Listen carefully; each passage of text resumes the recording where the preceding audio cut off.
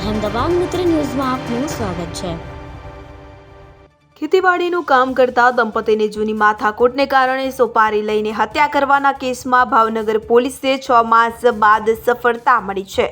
ભાવનગર જિલ્લાના બહુચર્ચિત તળાજા તાલુકાના પિંગળી ગામ થયેલ ડબલ મર્ડરના 6 આરોપીને ભાવનગર પેરોલ ફ્લો સ્ક્વોડ તથા લોકલ ક્રાઇમ બ્રાન્ચે ઝડપી પાડ્યા હતા। તળાજા તાલુકાના પિંગળી ગામમાં 6 માસ પહેલા દંપતીની તીક્ષ્ણ હથિયારના ઘા ઝીકી હત્યા કરવામાં આવેલી હતી।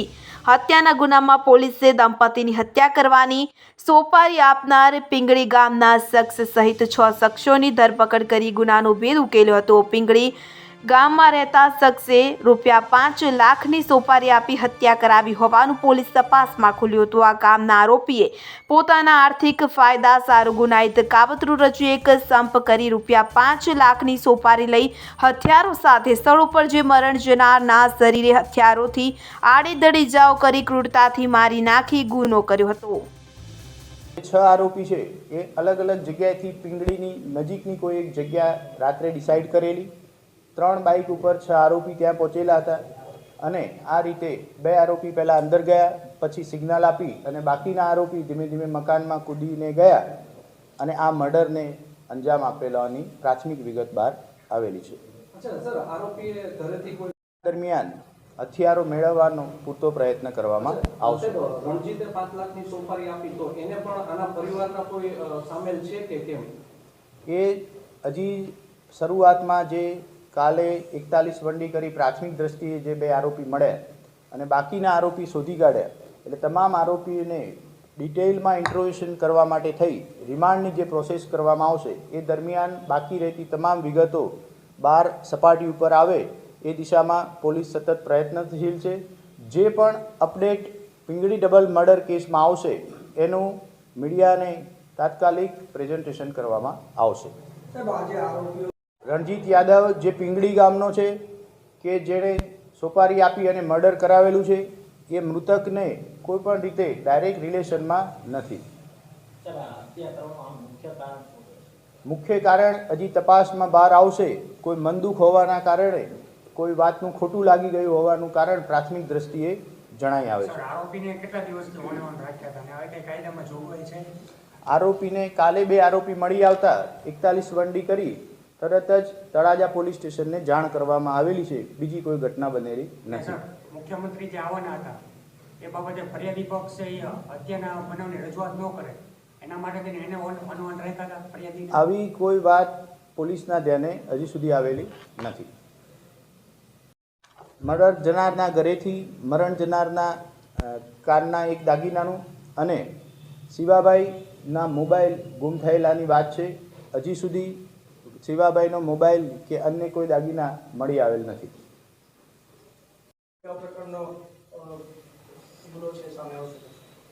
ભાવનગર જિલ્લાના તળાજા પોલીસ સ્ટેશન વિસ્તારના પિંગળી ખાતે 11 જુલાઈ 2023ના રોજ એક ડબલ મર્ડરનો ગુનો દાખલ થયેલો હતો। શરૂઆતથી જ પોલીસ અલગ અલગ એંગલ લઈ અને આમાં તપાસ હાથ ધરવામાં આવી રહેલી હતી। ખૂબ તપાસ કરવા છતાં પણ કોઈપણ રીતે આ ગુનો ડિટેક્ટ થવા પામે ન હતો। ત્યારબાદ 3Rની થિયરી લઈ તમામ બ્રાન્ચના પોલીસ અધિકારીઓ, સ્થાનિક પોલીસ સ્ટેશનના પોલીસ અધિકારી અને કર્મચારીઓને સ્થળ ઉપર લઈ જવામાં આવ્યા।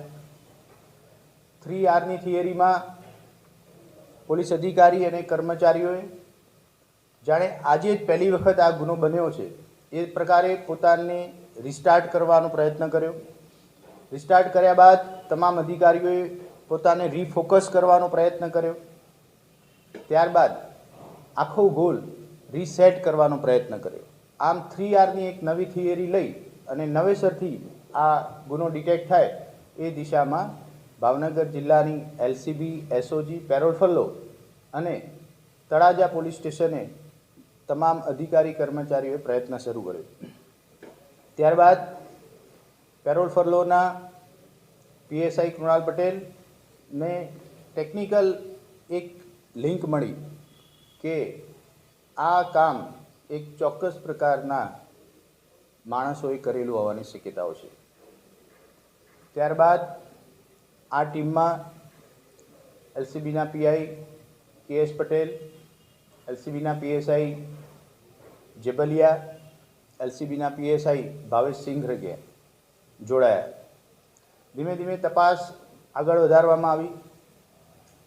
ફાઇનલી હ્યુમન ઇન્ટેલિજન્સના આધારે એવી બાતમી મળી કે જોરુ પરમાર અને ભૂપત નામના બે શખ્સ છે એ આમાં સંડોવાયેલા હોય એવી શક્યતાઓ છે. તપાસ કરતાં કરતાં આ જોરુ અને ભૂપત ભદ્રાવળ ગામે કોઈ કામે ભેગા થયેલા છે એવી વાત હતી. તપાસ કરતાં જોરુ અને ભૂપત બંને ભદ્રાવળ ગામે એક બાઇક કે જે પોતાની માલિકીનું હોવાની કોઈ ચોખવટ ન કરી શક્યા અને 33,000 રૂપિયા સાથે મળી આવ્યા. શરૂઆતના તબક્કે જોરુ અને ભૂપત સામે 41 વંડી કરી અને એને તપાસ શરૂ કરવામાં આવી. ત્યારબાદ ફર્ધર તપાસમાં આ બંને આરોપીઓએ એ વાત કબૂલ મંજૂર રાખી કે પીંગળીવાળું ડબલ મર્ડર કરવામાં એ પોતે ભાગીદાર હતા. તપાસ આગળ વધી તો કુલ મિલાવી અને 6 શખ્સોએ પીંગળી ડબલ મર્ડર કેસને અંજામ આપેલો છે.